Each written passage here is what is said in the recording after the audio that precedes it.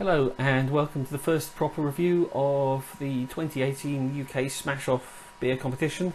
This beer is R8X-488-BD1-8XU. It's hot for the mosaic, the yeast is USO4 and the malt is R8X. Interesting, R8X has only really just become available in the UK. I needed it for a previous competition and couldn't find it. Here we go, let's open it up, hope we're all good. Oh, the lid's on very tight. Let me pause this, I'll be back in a second. Right, I've managed to loosen the cap, so good little hiss as it opens up. Let's get it into a glass.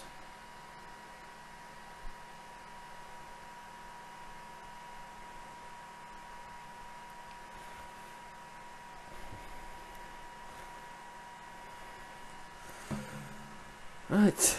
Okay, so appearance, yeah, it's red, sort of reddish brown.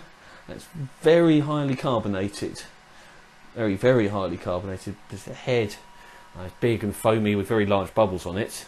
The beer is moderately hazy. I can't really see through it. The main thing that's visible is the level of carbonation. It's interesting.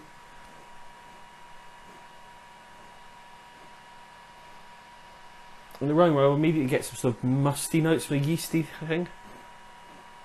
That backs off fairly quickly. And maybe a hint of sulphur in there as well. But then we come through a grainy note, more like a sort of granary biscuit or something like that. It's a slightly unusual. Maybe a hint of chlorophenolic notes coming through there. But then it's backed off by this nice biscuity malt note. I'm not really getting any mosaic. Maybe just a hint of sort of tropical fruit, maybe mango in the background.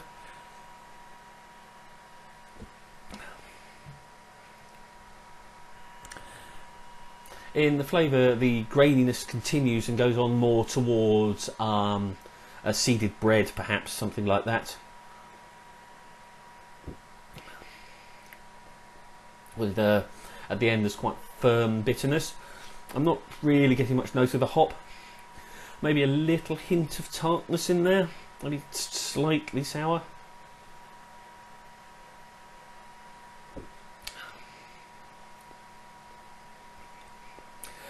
Yeah, it's not unpleasant. The carbonation is leaving quite a bit of a sort of carbonic bite at the end of it, and there's quite a lot of fizz. It makes the body seem a little bit lighter than it actually probably is. Anything else to say about this? Yeah, I think the main thing here is the very high carbonation. It's giving it sort of prickliness on the tongue. In general, not a bad beer. Perhaps it may have got a very slight wild yeast infection maybe in the bottle, which has led to it fermenting further and becoming overcarbonated, or possibly it's just a problem with carbonation. I personally would suggest backing down the level of carbonation sugar in this, or being a bit more, making sure the fermentation is completely finished before packaging. Didn't gush, so I don't think it was going to be a wild yeast, so it may just be a packaging carbonation level problem. Anyway, an interesting beer. Thank you very much for sending it in, and we'll get on with another review once I've done the scores for this one.